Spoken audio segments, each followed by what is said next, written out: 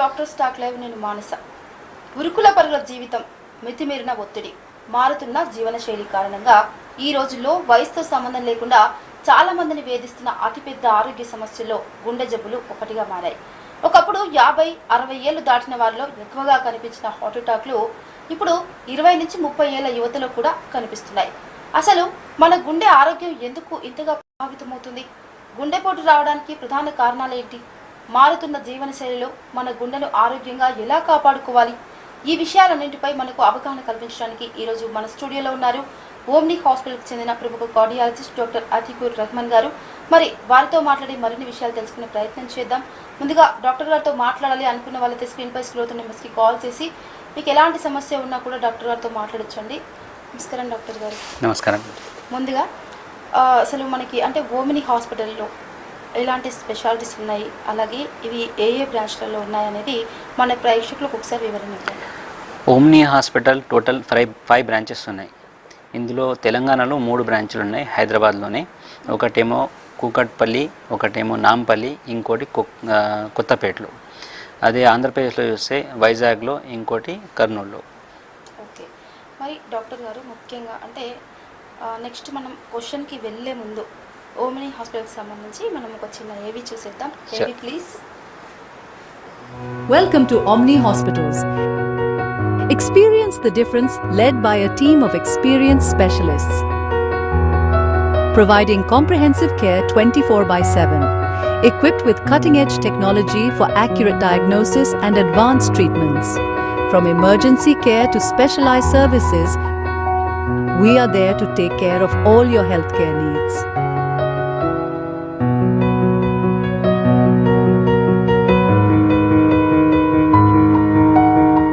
Committed to personalized, compassionate care for every patient. One of India's fastest growing and most affordable healthcare service providers.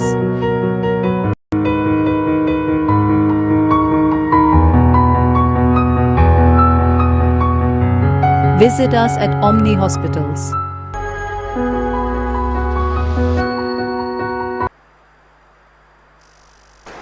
Okay. మరి doctor గారు ముఖ్యంగా అంటే ఆరోగ్యంగా ఉన్న ఒక మనిషిలో గుండెపోటు రిస్క్ ఉంది అని తెలుసుకోవాలంటే ఎప్పటి నుంచి దీనికి సంబంధించి టెస్ట్ చేయించుకోవాలి? ఒక గుండెపోటు ఉంది అని తెలుసుకోవాలనుకుంటే యూజువల్గా ఒక పర్టికులర్ ఏజ్ అనేది ఉండదు. చాలా వరకు చిన్నపిల్లల్లో కూడా ఈ రోజు గుండెపోట్లు వస్తుంది. కానీ ఐడియల్గా గుండెపోటు తెలుసుకోవాలనుకుంటే 30 నుంచి టెస్ట్ చేసుకోవడం బెటర్ ఉంటుంది. కొంతమందికి ఫ్యామిలీ రిస్క్ ఉంటుంది. వాళ్ళ ఫాదర్కి 55 ఏజ్ ముందే హార్ట్ అటాక్ వచ్చి ఉండొచ్చు, మదర్కి 60 ఏజ్ ముందే రావచ్చు. ఫ్యామిలియల్ హైపర్ కొలెస్ట్రాలీమియా అంటే ఫ్యామిలీలో కొలెస్ట్రాల్ రన్ అవుతుంది. అలాంటి పర్సన్స్కి 20 ఇయర్స్ నుంచే గుండెపోటు గురించి టెస్ట్ చేసుకోవడం బెటర్ ఉంటుంది. ఓకే. మరి మీరు చెప్పినట్టు డాక్టర్ గారు అంటే బాడీలో కొలెస్ట్రాల్ అనేది నార్మల్గా ఉంటే కూడా గుండెపోటు వచ్చే అవకాశం ఉంటుంది. Yes, obviously. నార్మల్ కొలెస్ట్రాల్ అంటే యూజువల్గా జనాలు ఏమనుకుంటారంటే ఎల్డిఎల్ కొలెస్ట్రాల్ నార్మల్గా ఉంటే గుండెపోటు రాదు అనుకుంటారు. యూజువల్లీ మేము హార్ట్ అటాక్ వచ్చే పేషెంట్కి ఎల్డిఎల్ కొలెస్ట్రాల్ మీద ఎక్కువ కాన్సన్ట్రేషన్ చేస్తాం. ఎందుకంటే దానికి టార్గెట్స్ ఉన్నాయి, ఎంతవరకు తగ్గియాలి, ఎంత పెట్టాలని. అదే టార్గెట్స్ మీద జనాలు కూడా ఎక్కువ కాన్సన్ట్రేషన్ చూపిస్తారు. ఇది తక్కువ ఉంటే రాదేమో అని అనుకుంటారు, లేకపోతే ఇది నార్మల్ ఉంటే రాదేమో. కానీ అది ఒక్కటే ఉండదు. యూజువలీ లైపోప్రోటీన్ బి అని లైపోప్రోటీన్ బి, అపోబి అంటాము. లైపోప్రోటీన్ ఏ అని ఇంకో మాలిక్యూల్ ఉంటుంది. ఆ కొలెస్ట్రాల్ కూడా once in life time check చేయాలి. ఇంకోటి ట్రైగ్లిజరైడ్, నాన్ హెచ్డిఎల్ పార్టికల్స్ ఉంటాయి. ఇలాంటి అన్ని రిస్క్ ఫ్యాక్టర్స్ అన్నీ మేము కన్సిడర్ చేసుకొని ఒక కన్క్లూజన్కి వస్తాము. దాని తర్వాతనే ఎల్డిఎల్ని ట్రీట్ చేస్తాం మేము. ఓకే. మరి డాక్టర్ గారు ముఖ్యంగా ఏంటంటే ఇంతకు ముందు అంటే 50 నుంచి 60 సంవత్సరాల వయసు ఉన్న వాళ్ళలో ఎక్కువగా గుండెపోటు వచ్చేది. ఇప్పుడు చూసుకున్నట్లయితే 20 నుంచి 30 సంవత్సరాల మధ్యలో వాళ్ళకి అంటే యువకులకు కూడా వస్తుంది. ఏజ్ డిఫరెన్స్ ఏం లేకుండా వచ్చేస్తుంది. అసలు ఇప్పుడు ఎందుకు ఇలా జరుగుతుందంటారు? దీనికి లైఫ్ స్టైల్లో చేంజెస్ అనొచ్చు, ఫుడ్ హ్యాబిట్స్లో చేంజెస్ అని చెప్పొచ్చు. ముఖ్య కారణాల్లో ఏమొస్తాయంటే మనకు ఈ ఉన్న కాలంలో స్ట్రెస్ అనేది చాలా పెరిగిపోయింది ఉన్న జనరేషన్లో. బికాజ్ ఆఫ్ ఫైనాన్షియల్ ఇన్ఫ్లేషన్ వల్ల కానీ, ఫైనాన్షియల్ రెస్పాన్సిబిలిటీస్ వల్ల కానీ. సెకండ్ థింగ్ ఏమంటే స్లీప్ అనేది చాలా తగ్గిపోయింది. ఈ మొబైల్ ఫోన్స్ వచ్చిన తర్వాత లేట్ నైట్ స్క్రీన్ యాక్టివిటీ పెరిగిపోయింది. స్లీప్ తగ్గిపోయింది, నైట్ షిఫ్ట్స్ ఉంటున్నాయి చాలామంది ఐటీ కంపెనీ వాళ్ళకు, దానివల్ల కూడా స్లీప్ తగ్గిపోయింది. Third thing abnormal food habits, అంటే జంక్ ఫుడ్స్ ఎక్కువ తినడం, రొటీన్ కుకింగ్ అని తగ్గిపోయింది. ఇంట్లో నార్మల్ కుకింగ్, ఎక్కువ కుక్ చేసినా ఆయిల్ ఎక్కువ యూస్ చేస్తున్నాం కుకింగ్లో, మనం ఎక్కువ ప్రాసెస్డ్ మీట్స్ యూస్ చేస్తున్నాము, ఇవన్నీ పెరిగిపోయినాయి. ఫోర్త్ వన్ యాక్టివిటీ అనేది చాలా తగ్గిపోయింది. ఇప్పుడు చూస్తున్నాం ఈ మధ్యకాలంలో మనము జొమాటో, స్విగ్గీ అని అన్నీ ఉన్న ఫుడ్ ఐటమ్స్ కూడా ఇంట్లో తెచ్చిస్తున్నారు. కొన్ని ఇంకేమంటే దానికి మించి ఇంకా బ్లింకిట్ అని, జెప్టో అని కొన్ని ఇంకా ఫుడ్ డెలివరీస్ వచ్చేసినాయి. రొటీన్ గ్రోసరీ కూడా మనం బయటికి వెళ్ళి పక్కన కిరాణా సామాన్ కొనేది అది కూడా తగ్గిపోయి వాళ్ళ ఇంటికి తెచ్చిస్తున్నారు. ఇలాంటి ఇంత ఇన్యాక్టివిటీ ఉంటే ఖచ్చితంగా ఫిజికల్ యాక్టివిటీ లేకపోవడం వల్ల ఇలాంటి స్ట్రెస్ వచ్చేసి హార్ట్ అటాక్స్ అనేది పెరిగిపోయినాయి. ఓకే, మరి డాక్టర్ గారు ఈ లిపోప్రోటీన్ అంటే ఏంటంటారు? ముఖ్యంగా ఇది గుండెపోటు రిస్క్ని ముందుగా తెలియజేస్తుంటారు. ఎస్, లైపోప్రోటీన్ అంటే చాలా లైపోప్రోటీన్స్ ఉంటాయి మనకు. అందులో it's a type of cholesterol అన్నట్టు. ఇది కూడా ఒక cholesterol particles, type of cholesterol particles. ఇది ఏం చూపిస్తుంది అంటే మనకు హార్మ్ఫుల్ లిపిడ్స్ అనేటి బాడీలో ఎన్ని ఉన్నాయని చూస్తాయి కొన్ని లైపోప్రోటీన్స్. కొన్ని లైపోప్రోటీన్స్ ఏం చేస్తాయంటే మనకు బ్లడ్లో క్లాట్ ఫామ్ అయ్యే శక్తి ఎంత ఉంది, గడ్డలు కట్టే శక్తి ఎంత రక్తనాళాల్లో. అయితే లైపోప్రోటీన్ ఏ అనేది అది ఇన్హెరిటెడ్ ప్రోటీన్ ఉంటుంది, అది మన పేరెంట్స్ వల్ల కింద జనరేషన్కి వచ్చేస్తుంటుంది అన్నట్టు. అది ఎక్కువ ఉంటే ఖచ్చితంగా బ్లడ్లో క్లాట్స్ ఫామ్ అయ్యే ఛాన్సెస్ ఎక్కువ ఉంటాయి, హార్ట్ అటాక్ ఛాన్సెస్ ఎక్కువ ఉంటాయి. ఇంకో లైపోప్రోటీన్ ఏమిటి, అపోబి అని ఉంటుంది. దానివల్ల ఏమంటుందంటే మన కొలెస్ట్రాల్, ఎల్డిఎల్ కొలెస్ట్రాల్ అనేది క్వాంటిటీ ఎక్కువ శాతంలో తిరుగుతుంది. దానివల్ల అది లోడ్ క్యారీ చేసే ట్రక్ లాగా ఉంటుంది మన బాడీలో. అది ఈ లైపోప్రోటీన్స్ని ఒకవేళ ఎక్కువ క్వాంటిటీలో ఉంటే మనం ఎల్డిఎల్ అనేది టార్గెట్స్ చాలా తక్కువ ఉంచుకోవాలి. ఓకే, మరి డాక్టర్ గారు ముఖ్యంగా ఏంటంటే కుటుంబంలో ఒక వ్యక్తికి అంటే 45 నుంచి 50 సంవత్సరాల మధ్య అంటే వయసు గల మధ్య గుండెపోటు వచ్చింది అనుకోండి, అంటే మిగతా వాళ్ళు కూడా టెస్ట్ చేయించుకోవాలంటారు? అంటే ఫ్యూచర్లో ఎలా ఉంటుంది తెలుసుకోవాలంటే family risk of coronary events is very high. ఫ్యామిలీలో ఒక పర్సన్కి హార్ట్ అటాక్ వచ్చింది అంటే ఆ ఫ్యామిలీలో ఇంకో పర్సన్కి వచ్చే ఛాన్సెస్ ఎక్కువ ఉంటాయి. కానీ దాంట్లో కొన్ని క్రైటీరియాస్ ఉన్నాయి. సపోజ్ ఫాదర్కి 55 ఇయర్స్ ఏజ్ బిలో వచ్చిన వాళ్ళకి, వాళ్ళ సిబ్లింగ్ కింద ఉన్న పిల్లలకు కానీ అందరికీ వచ్చే ఛాన్సెస్ ఎక్కువ ఉంటాయి. మదర్కి 60-65 ఇయర్స్ బిలో ఉన్న వాళ్ళకి ఛాన్సెస్ ఎక్కువ ఉంటాయి అన్నట్టు. ఇంకోటి ఫ్యామిలీలో హైపర్ ట్రైగ్లిసరైడీమియా అనే ఒక డిసీజ్ అనేది రన్ అవుతుంటుంది. వాళ్ళకు చిన్నప్పటి నుంచే కొలెస్ట్రాల్ చాలా ఎక్కువ ఉంటుంది. ఎల్డిఎల్ కొలెస్ట్రాల్ మోర్ దెన్ 190-200 ఉంటుంది వాళ్ళకు. అలాంటి సందర్భాల్లో కూడా వాళ్ళు చాలా జాగ్రత్తగా ఉండాల్సి వస్తుంది వాళ్ళు. ఓకే, అంటే కొందరు అంటే మనకేంటంటే 10 ఏళ్ళ తర్వాత వచ్చే హార్ట్ అటాక్కి కానీ జీవితాంతం ఉండే హార్ట్ అటాక్ మధ్య తేడా ఏంటంటారు? రెండింటికి వ్యత్యాసం ఏంటి? 10 ఇయర్స్ కార్డియోవాస్కులర్ రిస్క్ అని యూజువల్లీ చెప్తుంటాం. ఇది 2 టర్మినాలజీస్ ఉంటాయి మా దగ్గర. ఇంకోటి ఏమో లైఫ్ టైం కార్డియోవాస్కులర్ రిస్క్ అంటాం దీనికి యూజువల్గా. 10 ఇయర్స్ కార్డియోవాస్కులర్ రిస్క్ అంటే ఇప్పుడు సపోజ్ ఒక పర్సన్ అనేది డయాబెటీస్ వచ్చేసింది యంగ్ ఏజ్లోనే, హైపర్ టెన్షన్ వచ్చింది, లేకపోతే స్మోకింగ్ ఏజ్ చేస్తున్నాడు. అయితే ఆ స్టేజ్ నుంచి 10 ఇయర్స్ వరకు ఆయనకు హార్ట్ అటాక్ వచ్చే రిస్క్ ఎంత ఉంది అని మేము క్యాలిక్యులేట్ చేస్తాం అన్నట్టు. దానికి యూజువల్లీ స్కోర్స్ ఉంటాయి, అంటే పూల్ కోహార్ట్ ఈక్వేషన్ని, ప్రివెంట్ ఈక్వేషన్స్ అని దానికి ఒక స్కోరింగ్ చేస్తాం. స్కోరింగ్ చేసేసి 10 ఇయర్స్లో ఆయనకు రిస్క్ ఎక్కువ ఉందా లేదా అని చూస్తాం. ఇంకోటి లైఫ్ టైం కార్డియోవాస్కులర్ రిస్క్ అంటే ఈ స్టేజ్లో ఉన్న ఈ పరిస్థితుల్లో ఆయనకు మొత్తం లైఫ్లో ఒక 20-30 ఇయర్స్ 40 ఇయర్స్ వరకు హార్ట్ అటాక్ వచ్చే ఛాన్సెస్ ఎన్ని ఉన్నాయి. 10 ఇయర్స్లో తక్కువ ఉండొచ్చు, కానీ ఒకవేళ 30-40 ఇయర్స్ డౌన్ ద లైన్ పోతే ఇలాంటి పరిస్థితులు మెయింటైన్ చేస్తే, హై రిస్క్ మెయింటైన్ చేస్తే ఖచ్చితంగా హార్ట్ అటాక్ అనేది చాలా హై ఉంటుంది. అందుకే 10 ఇయర్స్కి రిస్క్ ఉన్న వాళ్ళకి మేము ఇమ్మీడియట్గా టార్గెట్స్ అచీవ్ చేయడానికి ట్రై చేస్తాం. అంటే కొలెస్ట్రాల్ తగ్గించేస్తాము, బ్లడ్ ప్రెషర్స్ తగ్గించేస్తాము, అగ్రెసివ్గా బ్లడ్ షుగర్స్ని మెయింటైన్ చేస్తాము, యాక్టివిటీని పెంచేస్తాం, వాళ్ళ యాక్టివిటీ అడ్వైస్ చేస్తాం, వాళ్ళకి వెయిట్ రిడక్షన్ అనేది అడ్వైస్ చేస్తాం ఖచ్చితంగా. ఎందుకంటే ఆ 30-40 ఇయర్స్ నెక్స్ట్ వాళ్ళకు హార్ట్ అటాక్ రాకుండా ప్రివెంట్ చేయడానికి అవన్నీ యాక్టివిటీస్ మెయింటైన్ చేస్తాం. ఓకే, మరి ప్రధానంగా అంటే గుండె రక్త కణాల్లో కాల్షియం ఎంత ఉందో తెలుసుకోవాలని అంటే ఈ కాల్షియం స్కోర్ పరీక్ష అనేది ఎప్పుడు చేయించుకోవాల్సిన అవసరం పడుతుంది? Okay, calcium city calcium score అనేది ఒక మంచి టెస్ట్. ఇది city calcium score usually high risk అంటే మేము పూల్ కోహార్ట్ ఈక్వేషన్స్ కానీ ప్రివెంట్ ఈక్వేషన్స్ ఇలాంటి కొన్ని స్కోర్స్ చూసి వాళ్ళకు intermediate to high cardiac risk అనిపించిన వాళ్ళకు మేము సిటీ కాల్షియం స్కోరింగ్ చేస్తాం. City calcium score more than 100 లేకపోతే మోర్ దెన్ 400 వాళ్ళు హై రిస్క్లో వస్తారు. 100 ఉంటే మోడరేట్ రిస్క్, 400 వస్తే హై కార్డియాక్ రిస్క్ అంటాం. కానీ ఇది జస్ట్ ఒక కొలెస్ట్రాల్ కొన్ని సంవత్సరాలు బ్లడ్లో ఉంటే ఆ కొలెస్ట్రాల్ ప్లేక్ అంటే కొలెస్ట్రాల్ గడ్డలు రక్తనాళాల్లో కొన్ని సంవత్సరాలు ఉంటే దాంట్లో కాల్షియం అనేది ఫామ్ అయిపోతుంది. ఆ సిటీ కాల్షియం స్కోర్ అనేది ఆ కాల్షియంని డిటెక్ట్ చేస్తున్నట్టు. కాల్షియం హై ఉంది అంటే అక్కడ కొలెస్ట్రాల్ ప్లేక్స్ చాలా ఎక్కువ ఉన్నాయి అన్నట్టు. వాళ్ళకు హై స్కోర్ వచ్చిన వాళ్ళకు మేము యాంజియోగ్రామ్ లేదా సిటీ యాంజియోగ్రామ్ అలాంటివి చేసి చూస్తాం. హై ఉంటే వాళ్ళకు ఖచ్చితంగా high risk high intensity statins అని టోర్వాస్టాటిన్ కానీ రోజ్వాస్టాటిన్ కానీ ఈ స్టాటిన్స్ అనేది హై డోసెస్లో ఇస్తాం వాళ్ళకు. ఓకే, మరి డాక్టర్ గారు మీరు చెప్పినట్లుగా అంటే దీంట్లో ఈ స్కోర్ వచ్చేసి 0 చూపిస్తే కనుక అంటే గుండెపోటు జీవితాంతం రాదు అని అనుకొని నిర్ధారించుకోవచ్చా? లేదు, 0 అంటే at that point of time ఆయనకు కొలెస్ట్రాల్లో కాల్షియం ఫామ్ కాలేదు. కానీ కొలెస్ట్రాల్ వితౌట్ కాల్షియం ఉండొచ్చు. అక్కడ కొలెస్ట్రాల్ ప్లేక్స్ ఆ గడ్డలు కాల్షియం ఫామ్ లేకుండా సాఫ్ట్ గడ్డలు ఉండొచ్చు. లేకపోతే early form of cholesterol plaque start అవ్వచ్చు. లేకపోతే ఎండోథీలియల్ డిస్ఫంక్షన్ ఇంజురీ ఉండొచ్చు. అవన్నీ ఫ్యాక్టర్స్లో కాల్షియం స్కోర్ 0 ఉంటుంది. కానీ ఖచ్చితంగా కొన్ని రోజులు హార్ట్ అటాక్ వచ్చే ఛాన్సెస్ అయితే ఖచ్చితంగా ఉంటాయి. వాళ్ళకు వస్తుంది అనే గ్యారంటీ కాదు, కానీ వచ్చే ఛాన్సెస్ అయితే ఉంటాయి. అందుకే కాల్షియం స్కోర్ 0 ఉంది అంటే వాళ్ళు రాదు అని అనుకోవద్దు.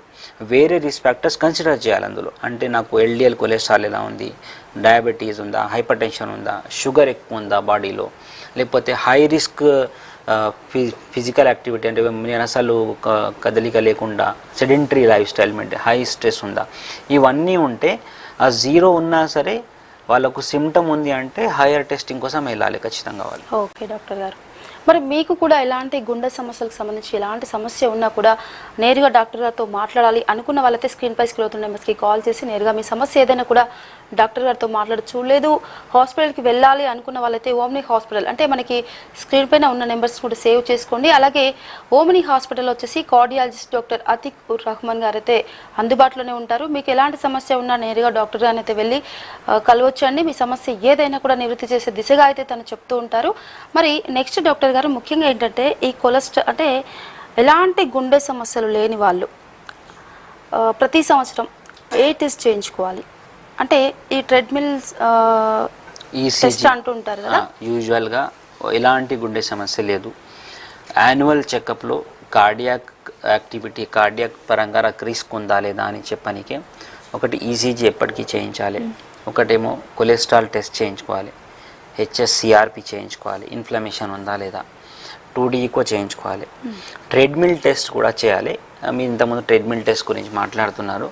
ట్రెడ్మిల్ టెస్ట్ యూజువల్లీ వాళ్ళకు రిస్క్ ఎక్కువ లేదు, వాళ్ళకు సిమ్టమ్స్ ఏం లేవు, హై రిస్క్ ఫ్యామిలీ హిస్టరీ లేదు, హై రిస్క్ ఫీచర్స్ లేవు, అలాంటి సందర్భాల్లో రొటీన్గా ట్రెడ్మిల్ టెస్ట్ అవసరం లేదు. ట్రెడ్మిల్ టెస్ట్ ఎప్పుడు అవసరం పడుతుందంటే వాళ్ళకు వాళ్ళ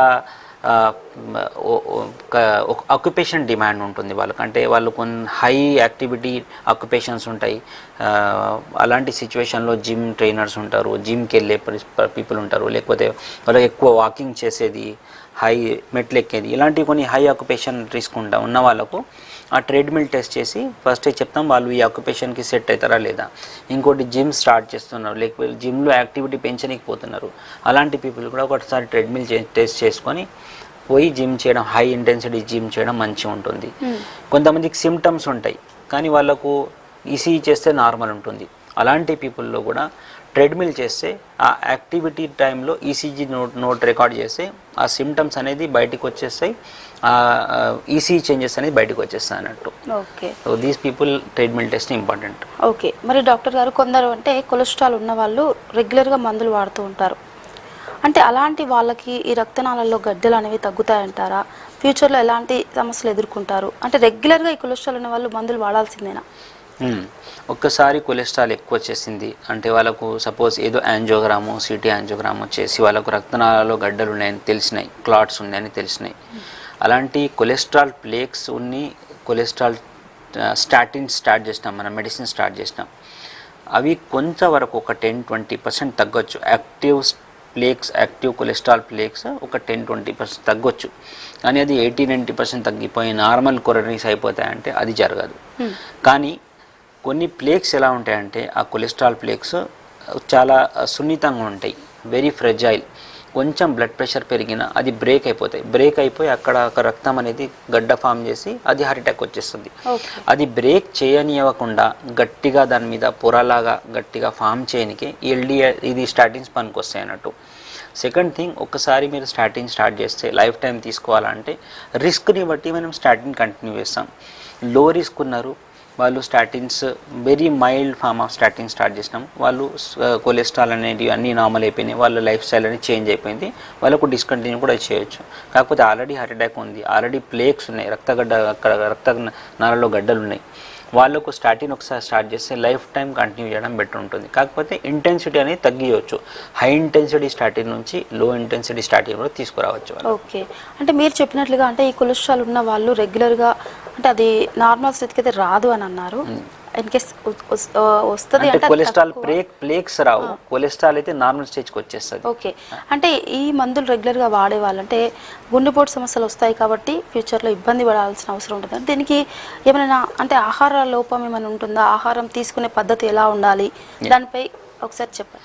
ఎస్, ఫుడ్లో చేంజెస్ చేస్తే చాలా వరకు మనం హార్ట్ అటాక్స్ని ప్రివెంట్ చేయవచ్చు. అంటే ఫిజికల్ యాక్టివిటీ ఒకటి, స్లీప్ ఒకటి, ఫుడ్ ఒకటి.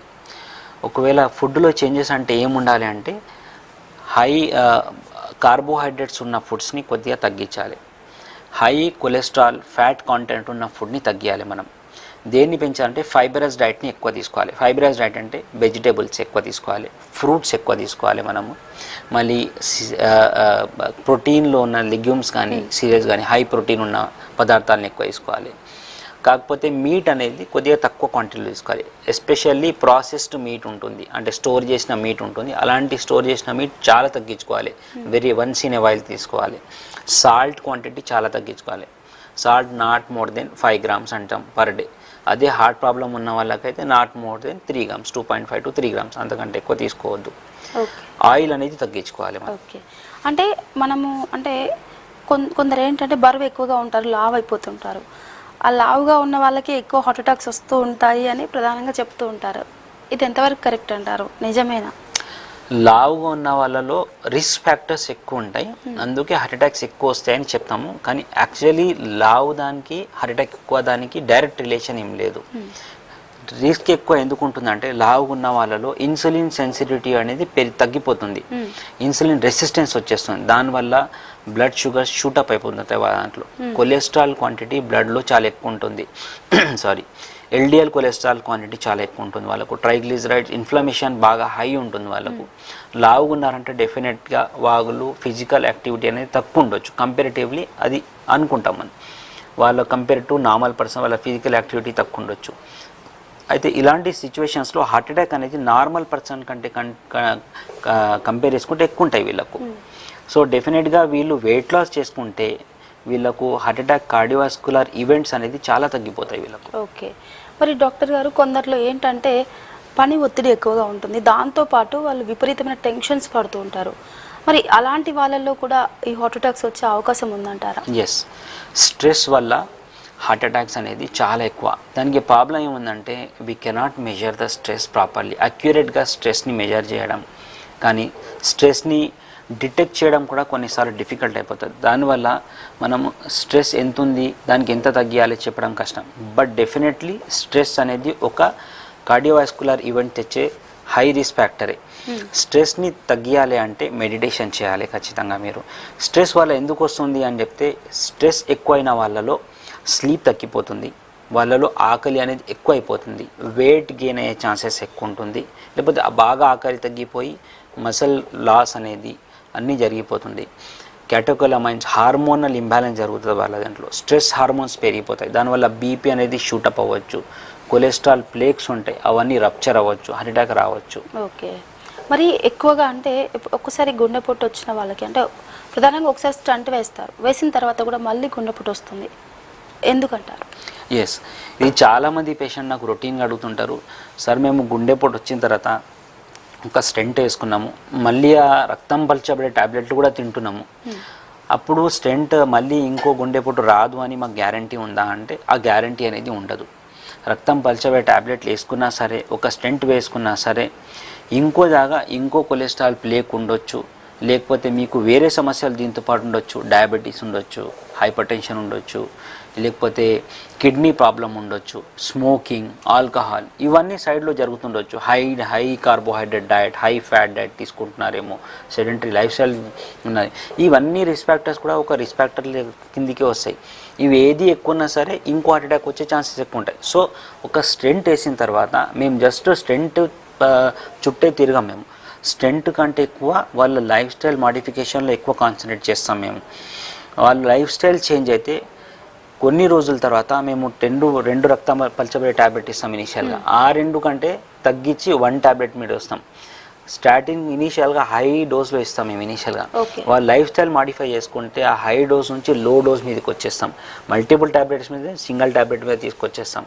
అది ఎప్పుడు జరుగుతుంది అంటే వాళ్ళు లైఫ్ స్టైల్ మాడిఫై చేస్తేనే జరుగుతుంది. సో లైఫ్ స్టైల్ మాడిఫై చేస్తేనే మీకు డెఫినెట్లీ సెకండ్ స్టెంట్ పడే అవకాశాలు తగ్గుతాయి. కానీ లేదు జస్ట్ నేను కొలెస్ట్రాల్ స్టెంట్ వేసుకొని రక్తం పల్చే ట్యాబ్లెట్ తీసుకుంటా దాంతో నాకు సెకండ్ స్టెంట్ రాదు అంటే అది కాదు. ఓకే, మరి డాక్టర్ గారు అంటే ఒక్కసారి గుండెపోటు వచ్చిన వాళ్ళు అది అలాంటి జాగ్రత్తలు తీసుకోవాలి అంటే ఆ సమస్యకి సంబంధించి అంటే గుండెపోటు వచ్చిన తర్వాత ప్రధానంగా ఇంతకుముందు మనం మాట్లాడాము స్టంట్ వేసిన తర్వాత కూడా వస్తుంది అని చెప్పేసి దానికి మీరు చెప్పారు. అయితే ముఖ్యంగా ఏంటంటే బీపీ, షుగర్, అలాగే ఈ కొలెస్ట్రాల్ ఎంత మోతాదులో ఉంటే సరిపోతుంది? ప్రధానంగా ముందుగా వచ్చిన వాళ్ళు ఎంత జాగ్రత్తగా ఉండాలి ఏ విషయాలలో? దాంట్లో యూజువల్గా బ్లడ్ ప్రెషర్ అనేది స్టెంట్ వేసిన పేషెంట్కి అయినా సరే, హై రిస్క్ కార్డియోవాస్కులర్ పేషెంట్ అయినా సరే, వాళ్ళకు బ్లడ్ ప్రెషర్ లెస్ దెన్ 130/80 ఉండాలి వాళ్ళ టార్గెట్. వాళ్ళ షుగర్స్ అనేటివి నార్మల్గా ఫాస్టింగ్ లెస్ దెన్ 90 ఉండాలి, పోస్ట్ ప్రాండియన్ లెస్ దెన్ 140-150 ఉండాలి వాళ్ళకు. సో కొలెస్ట్రాల్, ఎల్డిఎల్ కొలెస్ట్రాల్ అనేది యూజువల్గా మేము లెస్ దెన్ 50, లెస్ దెన్ 40 ఆ రేంజ్లో పెడతాం వాళ్ళకు. అపోబి అనేది లైపోప్రోటీన్ ఏ అనేది రెగ్యులర్గా చెక్ చేస్తుంటాం. అది కూడా లైపోప్రోటీన్ ఏ కానీ అపోబి కానీ 155 కంటే 50 కంటే ఎక్కువ ఉంటే మేము ఇంకా high risk, high intensity statins ఇంకా పెంచుతున్నాం వాళ్ళకు. ఫిజికల్ యాక్టివిటీ అనేది వాళ్ళు more than 30 minutes per day or 150 minutes per week, అది మోడరేట్ బ్రిస్క్ వాకింగ్ అది అడ్వైస్ చేస్తాం వాళ్ళకు. ఓకే, మరి అంటే ఈ స్టంట్ పడిన తర్వాత ఈ మందులు అనేవి ఎంతకాలం వరకు వాడచ్చు అంటారు? స్టెంట్ పడిన తర్వాత మేము కొద్దిగా హై డోసెస్లో మందులు స్టార్ట్ చేస్తాం. అంటే 2 types ఆఫ్ రక్తం పల్చబడే ట్యాబ్లెట్లు స్టార్ట్ చేస్తాము. కొలెస్ట్రాల్ సంబంధించిన ట్యాబ్లెట్ స్టార్ట్ చేస్తాం. అందులో కూడా ఇప్పుడు 2 types ఆఫ్ కొలెస్ట్రాల్ సంబంధించిన ట్యాబ్లెట్ స్టార్ట్ చేస్తున్నాం అక్యూట్ ఎంఐ ఉన్న వాళ్ళకు.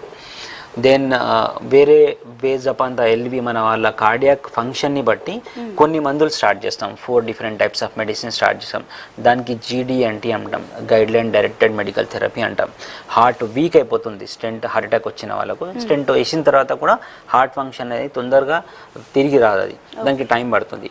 అలాంటి సందర్భాల్లో వాళ్ళకు GDMT guideline directed medical therapy అని కొన్ని 4 types of different medicine, 5 types of different medicines ఉన్నాయి, అవి స్టార్ట్ చేస్తాం. Over that period of time కొన్ని రోజులు గడిచిన తర్వాత వాళ్ళ హార్ట్ అనేది ఫంక్షన్ రీగెయిన్ చేస్తే వాళ్ళకు GDMTలో కొన్ని మెడిసిన్స్ వరకు అవసరం లేకుంటే తగ్గియచ్చు. లేదు కంప్లీట్గా ఆపాలి అంటే అది ఆపడం అనేది జరగదు. కొన్ని మాత్రం మెడిసిన్ నడుస్తుంటాయి లైఫ్ టైం.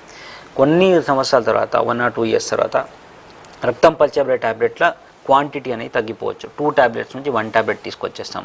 స్టాటిన్ అనేది హై డోస్ నుంచి లో డోస్ వరకు తీసుకొచ్చేస్తాం. ఓకే, కానీ కంప్లీట్గా అయితే స్టాప్ కావాలి. ఓకే, అంటే మీరు చెప్పినట్లుగా అంటే ఈ గుండెపోటు వచ్చిన వాళ్ళు అంటే స్టంట్ పడిన అంటే అక్కడ దాకా వచ్చిన వాళ్ళు మళ్ళీ ఫ్యూచర్లో వాళ్ళ ఉద్యోగం కానీ నడక కానీ వాళ్ళు ఏదైనా మళ్ళీ మొదలు పెట్టాలంటే ఎంతకాలం పడుతుంది? దీనికి ఎంతవరకు రెస్ట్ తీసుకోవాలి అంటే? యూజువల్లీ మేము ఒక 10 to 15 days mild to moderate activity advise చేస్తాము. ఒక ఇండివిజువల్ పర్సన్కి ఇండివిజువల్ టైం ఉంటుంది. వాళ్ళ ఎల్వి ఫంక్షన్ని బట్టి, వాళ్ళకున్న వేరే డిసీజెస్ని బట్టి మేము టైం చెప్తాం అన్నట్టు. ఒక నార్మల్ స్టేబుల్ పేషెంట్ ఉన్నాడు, వేరే డిసీజెస్ ఏం లేవు అంటే 10 to 15 days we advise some rest, some kind of mild to moderate activity చేసుకోవచ్చు అన్నట్టు చెప్తాం మేము. కానీ వాళ్ళకు హార్ట్ అటాక్ రాకముందు, హార్ట్ అటాక్ వచ్చిన తర్వాత వాళ్ళ ఫిజికల్ యాక్టివిటీలో అంటే రొటీన్ జాబ్ యాక్టివిటీస్లో డిఫరెన్స్ ఏమి రాదు. స్టెంట్ వేస్తే చాలామంది అనుకుంటారు వీక్ అయిపోతాము, ఈ పనులన్నీ చేయలేము, ఇవన్నీ చేయలేము, అట్లా ఉండదు. అన్ని పనులు చేసుకోవచ్చు. కాకపోతే వాళ్ళు అనేది కండిషనింగ్ అంటే ఇనీషియల్గా స్లోగా వెళ్ళి ఆ పనులు హెవీ ఇంటెన్సిటీ యాక్టివిటీ ఉంటే స్లోగా స్టార్ట్ చేయాలి, అండర్ డాక్టర్ అబ్జర్వేషన్లో స్టార్ట్ చేయాలి, రివ్యూస్కి రావాలి రెగ్యులర్గా. మేము స్లోగా వాళ్ళ ఇంటెన్సిటీని పెంచుకుంటా పోతాం అన్నట్టు. ఓకే డాక్టర్ గారు, మరి మీకు కూడా గుండెకు సంబంధించి ఎలాంటి సమస్యలు ఉన్నా కూడా స్క్రీన్ పై స్క్రోల్ అవుతున్న నెంబర్స్కి కాల్ చేయండి. కాల్ చేసి ఏ సమస్య అయినా కూడా డాక్టర్ గారితో మాట్లాడొచ్చండి. మళ్ళీ మీరు కనుక డైరెక్ట్ హాస్పిటల్కి వెళ్ళి కలవాలి అనుకున్న వాళ్ళైతే మనకి స్క్రీన్ పైన నెంబర్ని అయితే సేవ్ చేసుకోండి. అక్కడ డాక్టర్ గారు అయితే అంటే కార్డియాలజిస్ట్ డాక్టర్ అతికుర్ రహమాన్ గారు అయితే అందుబాటులోనే ఉంటారు. ఏ సమస్య ఉన్నా నేరుగా మీరు వెళ్ళి ఆయనని కలవచ్చండి. మరి డాక్టర్ గారు ముఖ్యంగా ఈ గుండెపోటు వచ్చే అవకాశం ఉంది అని తెలుసుకునే ముందు అంటే మనకి ఈ లక్షణాలు అనేవి కొన్ని ఉంటాయి కదా, అంటే సిమ్టమ్స్, ఎలాంటి సిమ్టమ్స్ కనిపిస్తే కనుక గుండెపోటు వచ్చే అవకాశం ఉంది అనుకోవచ్చు? అంటే గుండెపోటు రాకముందా రాకముందు సిమ్టమ్స్ ఉంటాయి కదా. సిమ్టమ్స్ గుండెపోటు సిమ్టమ్స్ ఏమున్నాయంటే యూజువల్గా చెస్ట్ పెయిన్ ఉంటుంది. ఆ చెస్ట్ పెయిన్ అనేది చాలామంది ఇప్పుడు వచ్చేస్తారు, సార్ నాకు చెస్ట్ పెయిన్ అవుతుంది, గుండెపోటు వచ్చింది అని వచ్చేస్తారు. గుండెపోటు చెస్ట్ పెయిన్ ఎలా ఉంటుందంటే ఒక స్క్వీజింగ్ టైప్ కానీ ఇలా పట్టినట్టు హెవీనెస్ ఉంటుంది, లేకపోతే పెయిన్ అనేది రేడియేట్ అవుతూ ఉంటుంది. ఈ చేయికో బ్యాక్కో లేకపోతే లోవర్ జాకో రేడియేట్ అవుతుంటుంది. కానీ ఆ పెయిన్ అనేది అంబెలికస్ నుంచి బొడ్డు నుంచి ఈ లోవర్ జా ఈ మధ్యలోనే పెయిన్ ఉంటుంది. ఇంతకంటే కిందికి పోయినా అంతకంటే పైకి వెళ్ళినా హెడేక్తో పాటు వచ్చినా అది యూజువల్లీ గుండెపోటు కాదు.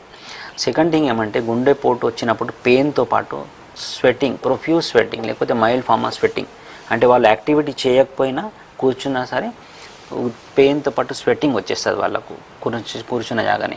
కొద్దిసేపు వచ్చేసి వెళ్ళిపోవచ్చు. చాలామంది అంటారు నాకు 10 seconds కోసం కొద్దిగా స్వెట్టింగ్ వచ్చినట్టు వచ్చి తగ్గిపోయింది, అండ్ నొప్పి కూడా తగ్గిపోయింది, ఇప్పుడు గుండెపోటు ఏం లేదు అనుకుంటారు. కానీ అలా కాదు, అది వచ్చేసి వెళ్ళిపోయింది ఆల్రెడీ. మీకు మైల్డ్ ఫార్మ్ ఆఫ్ అటాక్ వచ్చి సైలెంట్ ఎంఐ లాగా వచ్చి వెళ్ళిపోయింది అది. సెకండ్ థింగ్ ఏమంటే కొంతమందికి నొప్పి అనేది ఉండదు, జస్ట్ బ్రీతింగ్ డిఫికల్టీ, హెవీనెస్, ఏదో గుండె మీద రాయి పెట్టినట్టు పెద్ద హెవీ వెయిట్ పెట్టినట్టు అనిపిస్తుంది, బాగా డీప్గా బ్రీతింగ్ తీసుకోవాల్సి వస్తుంది వాళ్ళకు. దాంతోపాటు కొంతమందికి vomiting sensations, nausea, vomiting, sweating, profuse sweating వచ్చి వామిటింగ్ చేసుకుంటుంటారు. ఇలాంటి సిచ్యువేషన్స్లో కూడా వాళ్ళు ఇమ్మీడియట్గా పోయి ఈసీజీ కానీ లేకపోతే డాక్టర్స్తో కానీ కన్సల్ట్ అవ్వడం బెటర్ ఉంటుంది. ఓకే, మరి డాక్టర్ గారు ఇప్పుడు మీరు చెప్పినట్లుగానే ఒకసారి అంటే స్ట్రెంత్ గురించి మాట్లాడాం కదా, స్ట్రెంత్ వేసిన తర్వాత జిమ్కి వెళ్తుంటారు, బరువులు మోస్తుంటారు, ఇది కరెక్టే అంటారా? అలా చేయొచ్చా వ్యాయామాలు? చేయొచ్చు. అంటే యూజువల్లీ మేము ప్రతి పేషెంట్కి ఏం అడ్వైజ్ చేస్తామంటే ఒక moderate physical activity important after stent అని చెప్తాం. మోడరేట్ ఫిజికల్ యాక్టివిటీ అంటే వాకింగ్ చేస్తాం. కొంతమంది ఏం చేస్తారంటే జిమ్కి వెళ్తామని అంటారు. ఒక జస్ట్ వాకింగ్ ఒక్కటే కాదు, యాక్టివిటీలో టోనింగ్ కూడా ఉండాలి, ఒక ఎక్సర్సైజ్ స్ట్రెయిన్ ఎక్సర్సైజ్ కూడా ఉండాలి. స్ట్రెయిన్ ఎక్సర్సైజ్లో మేము వెయిట్ లేపాలి కొంచెం, అంటే హై ఇంటెన్సిటీ వెయిట్ కాదు, initially mild to moderate intensity weight లేపొచ్చు వాళ్ళు. Over a period of time body condition అయిపోయిన తర్వాత వాళ్ళ ఎల్వి ఫంక్షన్ నార్మల్, అంటే హార్ట్ ఫంక్షన్ నార్మల్ అయిపోయిన తర్వాత వాళ్ళు స్లోగా వెయిట్ పెంచుకుంటా పోతూ నార్మల్ వెయిట్ కూడా లేపొచ్చు. వాళ్ళు ఇంతకుముందు లేపే వెయిట్ కూడా తర్వాత లేపొచ్చు. స్టెంట్ అనేది బరువు లేపడం వల్ల లేకపోతే ఎక్కువ రన్నింగ్ చేయడం వల్ల అక్కడ ఉన్న జాగా నుంచి స్లిప్ అయ్యి వేరే జాగా పోతుంది అని అనుకుంటారు. అలా జరగదు. స్టెంట్ ఒక్కసారి ఫిక్స్ అయిపోయిందంటే సారీ అది ఒక్కసారి ఫిక్స్ అయింది అంటే 100% ఫిక్స్ అయిపోతుంది. అక్కడ నుంచి జరగదు 99% ఇప్పుడు కూడా. కాకపోతే ఆ స్టెంట్తో పాటు చుట్టుపక్కల ఇంకా చిన్న బ్లాక్స్ ఉంటాయి. ఆ బ్లాక్స్ మేము 70% కంటే తక్కువ ఉంటే ఇక్కడ స్టెంట్ అయ్యాము అక్కడ మేము. అలాంటి సందర్భాల్లో ఆ బ్లాక్స్ అనేటివి ఈ హెవీ వెయిట్ లేపడం, సడన్గా స్ట్రెయిన్ వేయడం వల్ల అవి తెగిపోయి అక్కడ రక్తం అనేది గడ్డలు ఫామ్ చేసి హార్ట్ అటాక్ తీసుకొచ్చే ఛాన్స్ ఉంటుంది. అందుకే మేము చెప్తాం ఇమ్మీడియట్గా పోయి హెవీ వెయిట్ లేపదు, స్లోలీ పెంచుకుంటా పోవాలని చెప్తాం. ఓకే, మరి డాక్టర్ గారు అంటే స్టెంట్ పడిన తర్వాత కొందరిలో అంటే ఇంట్లో ఉన్నప్పుడు సడన్గా వాళ్ళకి ఛాతీలో నొప్పి రావడం, బిగుతుగా ఉండడం ఇలాంటివి జరుగుతూ ఉంటాయి. జరిగినప్పుడు మరి ఇంట్లో టాబ్లెట్స్ ఉంటే వేసుకొని ఉండొచ్చా, లేదంటే వెంటనే డాక్టర్ని సంప్రదించాలి? అది డిపెండ్ ఉంటుంది ఎలాంటి చెస్ట్ పెయిన్ ఉంది. పెయిన్ వస్తే డెఫినెట్గా స్టెంట్ వేసిన వాళ్ళకు ఆల్రెడీ వాళ్ళ ఒక ట్రామాతో వెళ్తారు కాబట్టి ప్రతి పెయిన్ వాళ్ళకి ఇంకా భయం అయితే ఉంటుంది. ఏ పెయిన్ అయినా సరే నాకు హార్ట్ అటాక్ వచ్చిందన్న భయం ఉంటుంది. వాళ్ళు పెయిన్ అనేది ఎలా ఉంటుంది అనేది ఫస్ట్ గ్రహించాలి.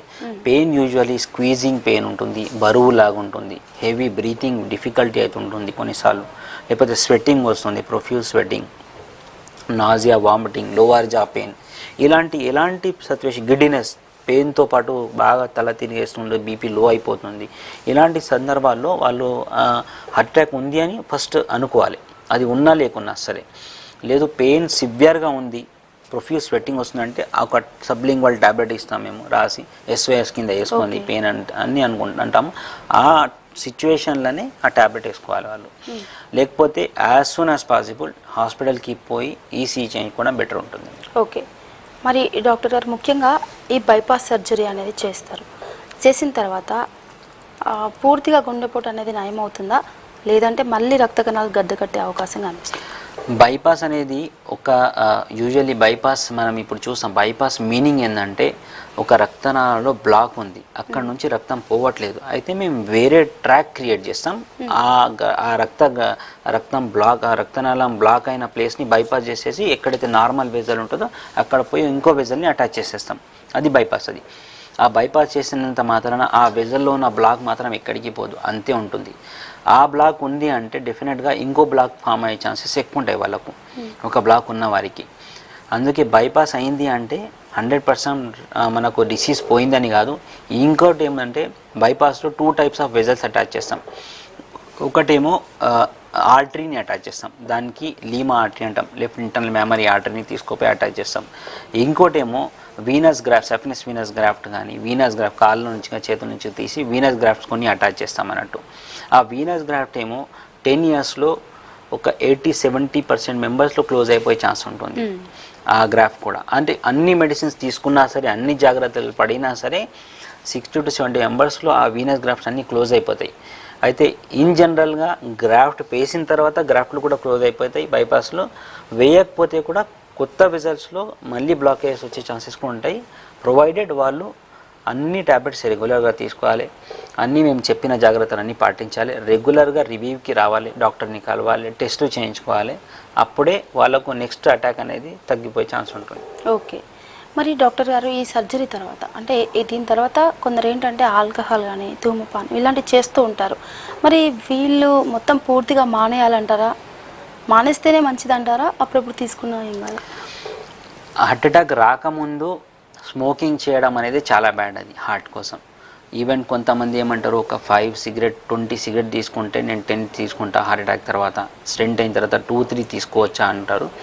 1 cigarette also very dangerous. Stent అనేది బ్లాక్ అయ్యే ఛాన్స్ ఉంటుంది. ఎందుకంటే ఆ పార్టికల్స్ అనేది చాలా థ్రంబోజెనిక్ ఉంటాయి. మనం సిగరెట్ స్మోక్లో వచ్చే పార్టికల్స్ ఉంటాయి, స్మోక్లో వచ్చే కార్బన్ మొనాక్సైడ్ ఉంటాయి, అవన్నీ చాలా థ్రంబోజెనిక్ ఉంటాయి. వాళ్ళు ప్లేట్లెట్ని యాక్టివేట్ చేసేస్తాయి వాళ్ళు. సెకండ్ థింగ్ అనేది ఆ రక్తనాళంలో ఎండోథీలియం అనే ఇంటర్నల్ పొర ఉంటుంది. ఆ పొర ఏం చేస్తుందంటే రక్తం అక్కడ పోయి పొర మీద గడ్డ ఫామ్ కాకుండా ఆపేసి ఉంటుందండి. ఆ పొర ఏమో ఆ శక్తిని కోల్పోతుంది ఎక్కువ స్మోకింగ్ చేసిన వాళ్ళకి. లేకపోతే ఈవెన్ 1-2 సిగరెట్ కూడా ఆ పొరని డిస్ఫంక్షన్ చేయడానికి ఛాన్సెస్ ఉంటాయి. అందుకే స్టెంట్ వేసిన వాళ్ళైనా 10 సిగరెట్ 20 సిగరెట్ తాగినా సరే 1-2 సిగరెట్లు పైన నడవదు, కంప్లీట్గా స్టాప్ చేయాలి సిగరెట్. సెకండ్ థింగ్ ఆల్కహాల్ కూడా మైల్డ్ టు మోడరేట్ ఫామ్లో తీసుకుంటున్న వాళ్ళు కంప్లీట్గా స్టాప్ చేయాలి. హెవీ ఆల్కహాల్ తీసుకుంటున్న వాళ్ళు మైల్డ్ ఫామ్కి రావాలి. అసలు ఇంతకుముందు తీసుకోవట్లేదు అంటే కొత్త ఆల్కహాల్ మాత్రం స్టార్ట్ ఇప్పుడు చేయొద్దు. ఓకే, అంటే మరి గుండెపోటు వచ్చిన వాళ్ళు అంటే ఫుడ్ విషయంలో అంటే ఎక్కువగా ఆయిల్ ఫుడ్స్ తీసుకుంటుంటారు, అంటే నెయ్యి ఎక్కువ వాడుతుంటారు, అది ఆహారం విషయంలో వీళ్ళు ఎలాంటి జాగ్రత్తలు తీసుకోవాలి అంటే ఈ సర్జరీ తర్వాత? సర్జరీ తర్వాత యూజువల్లీ నెయ్యి మంచిది అని అంటారు. నెయ్యి మంచిది చిన్నపిల్లల కోసం, అడల్ట్ కోసం కాదు. WHO కానీ ACC/AHA గైడ్లైన్స్ ప్రకారం ఘీలో LDL కొలెస్ట్రాల్ చాలా ఎక్కువ ఉంటుంది ఘీ తిన్న వాళ్ళకు. సో ఘీ కానీ బటర్ కానీ వేరే ఆయిల్స్ కానీ ఇవన్నీ చాలా డేంజరస్ ఉంటాయి. అందుకే వీలైనంత వరకు దీనికి అకేషనల్ యూజ్లో పెట్టాలి, లేకపోతే కంప్లీట్గా స్టాప్ చేయడం బెటర్ ఉంటుంది. వన్స్ ఇన్ ఏ వైల్ అనేది కంప్లీట్గా స్టాప్ చేయకుండా వన్స్ ఇన్ ఏ వైల్ తీసుకోవచ్చు, ఫెస్టివల్స్ వస్తే తీసుకోవచ్చు. కానీ నేను కంప్లీట్గా స్టాప్ చేయమట్లేదు, లేకపోతే రొటీన్గా దీనిలో ఘీ కానీ బటర్ కానీ తీసుకుంటా అది కూడా జరగద్దు. ఎప్పుడో ఒకసారి ఫెస్టివల్ వచ్చింది అన్నప్పుడు తీసుకోవచ్చు, దాంట్లో తప్పేం లేదు. ఓకే, మరి అంటే ఈ హార్ట్ ఫెయిల్యూర్ అంటూ ఉంటారు, అంటే దీనికి కారణం ఏంటంటే గుండె మొత్తానికే పని చేయకుండా ఉంటుందా? దీని లక్షణాలు ఏంటి? హార్ట్ ఫెయిల్యూర్ అనేది హార్ట్ అటాక్తో డిఫరెంట్ ఉంటుంది. హార్ట్ అటాక్ అంటే రక్తనాళాల్లో బ్లాక్ వచ్చేసి అక్కడ గుండె అనేది చాలా ఫాస్ట్గా కొట్టుకుంటుంది, లేకపోతే ఏట్రియల్ ఫిబ్రిలేషన్ వచ్చి పేషెంట్ సడన్గా డెత్ అయిపోతుంది. లేకపోతే హార్ట్ అటాక్లో ఆ రక్తనాళం బ్లాక్ అవడం వల్ల ఆ గుండె అనేది సడన్గా ఫంక్షనింగ్ ఆగిపోతుంది. హార్ట్ ఫెయిల్యూర్ అంటే హార్ట్ పంపింగ్ కెపాసిటీ నార్మల్గా 60 to 75% ఉంటుంది మనకు. ఆ పంపింగ్ కెపాసిటీ అనేది తగ్గిపోతుంది. 60 నుంచి 40, 30, 20 ఏదైనా రేంజ్కి రావచ్చు. దాంట్లో mild LV dysfunction, moderate LV dysfunction, severe LV dysfunction అంటాం. దానికి క్లాసిఫికేషన్ చేస్తాం అన్నట్టు. ఈ గుండె వీక్నెస్ అనేది లక్షణాలు ఏముంటాయంటే పేషెంట్ బ్రీతింగ్ డిఫికల్టీ వచ్చేస్తుంది. ఎందుకంటే ఆ గుండె వీక్ అయినప్పుడు ఆ పంప్ అనేది సరిగా పనిచేయకపోతే రక్తం మన ఊపిరితిత్తులో జామ్ అయిపోతుంది. దానివల్ల బాగా ఆయాసం వచ్చేస్తుంది, పేషెంట్కి దమ్ము వచ్చేస్తుంది. దానికి కొన్నిసార్లు వెంటిలేటర్ మీద పెట్టాల్సి వస్తుంది.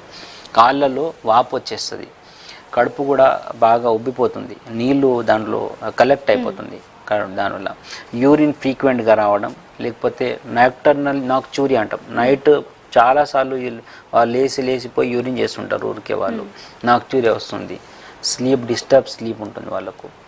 ఇవన్నీ జరుగుతాయి. గుండె హార్ట్ ఫెయిల్యూర్ లక్షణాలు ఇవన్నీ ఉన్నాయి. ఓకే, అంటే ఈ కిడ్నీ సమస్యలు ఉన్న వాళ్ళకే మెయిన్గా గుండె జబ్బులు వస్తూ ఉంటాయి, ఎందుకంటారు?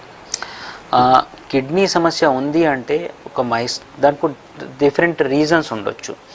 కిడ్నీ సమస్య గ్లోమెరులర్ నెఫ్రైటిస్ ఉంది అంటే దానికి పెద్దగా సంబంధం ఉండదు. కాకపోతే ఇన్ఫ్లమేషన్ అనేది కిడ్నీ సంబంధం ఉన్న వాళ్ళకు సమస్య ఉన్న ఇన్ఫ్లమేషన్ బాడీలో ఎక్కువ ఉంటుంది.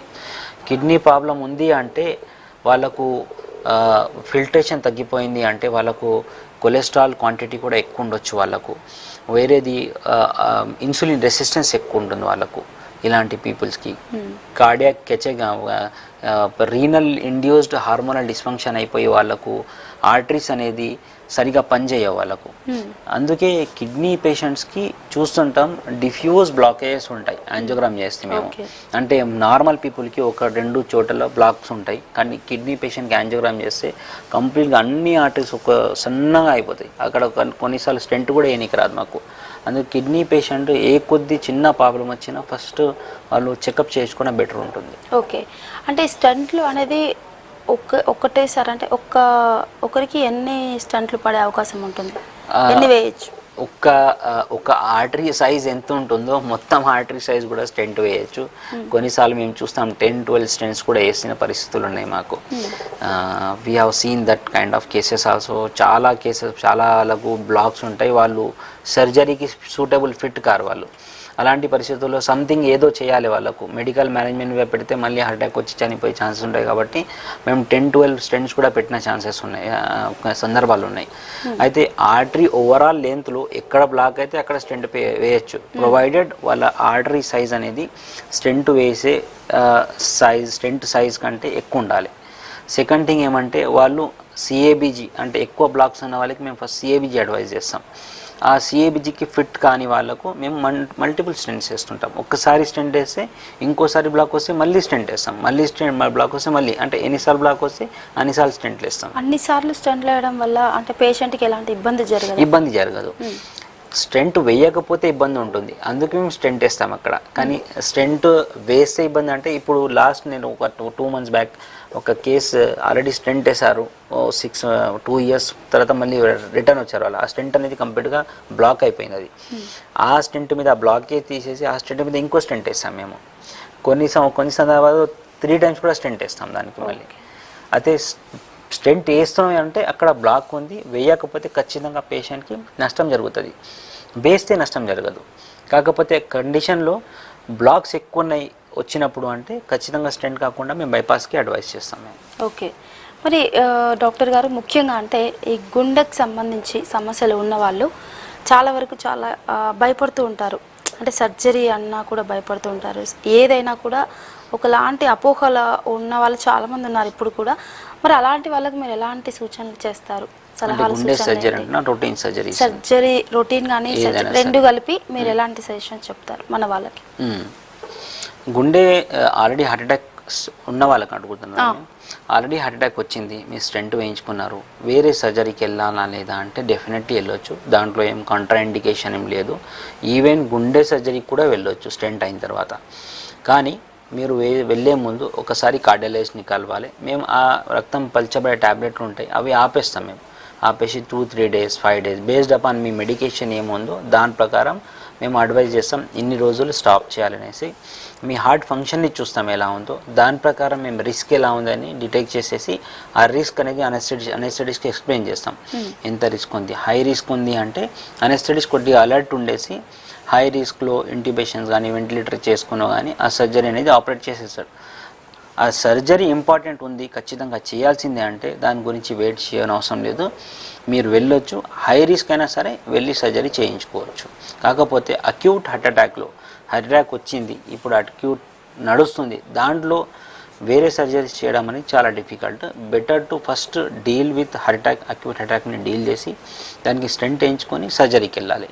కొంతమంది వస్తారు, కాళ్ళు ఫ్రాక్చర్ ఉంటుంది, వచ్చి చేయించుకోవాలని సర్జరీకి వస్తారు. దాంట్లో ఏమవుతుంది, అటాక్ వాళ్ళకి సైమల్టేనియస్లీ హార్ట్ అటాక్ కూడా డిటెక్ట్ అయిపోతుంది. అక్యూట్ అటాక్ డిటెక్ట్ అయినప్పుడు ఫస్ట్ మేము స్టెంట్ వేసేస్తాం. ఆ ఫ్రాక్చర్ అని తర్వాత కూడా చేయొచ్చు.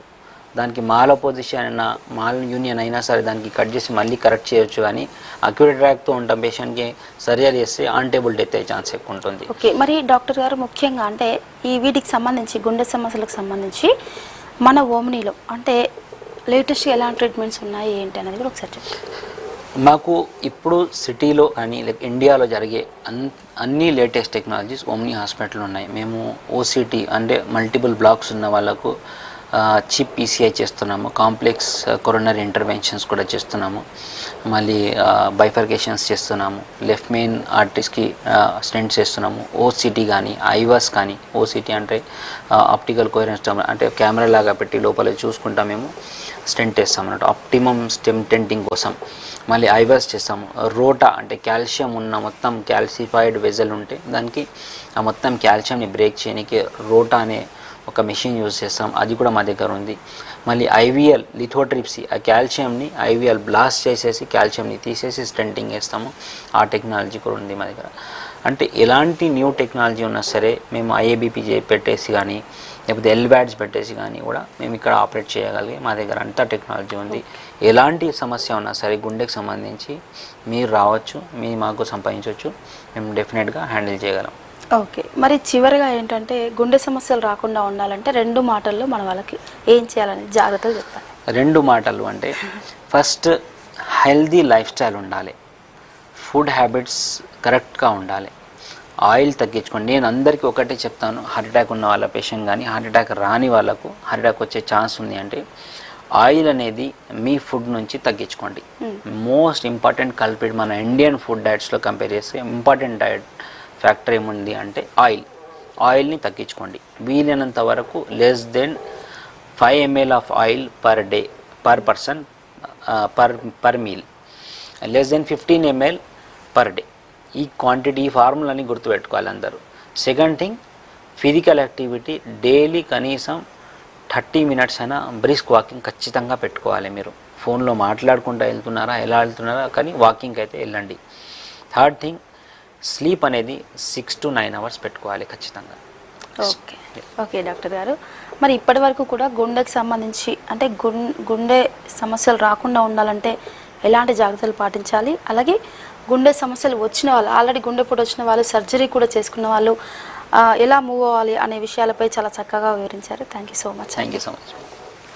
చూసారు కదండి, ఇది ఇవాల్టి డాక్టర్ స్టాక్ లైవ్. నమస్తే. Service provider. Welcome to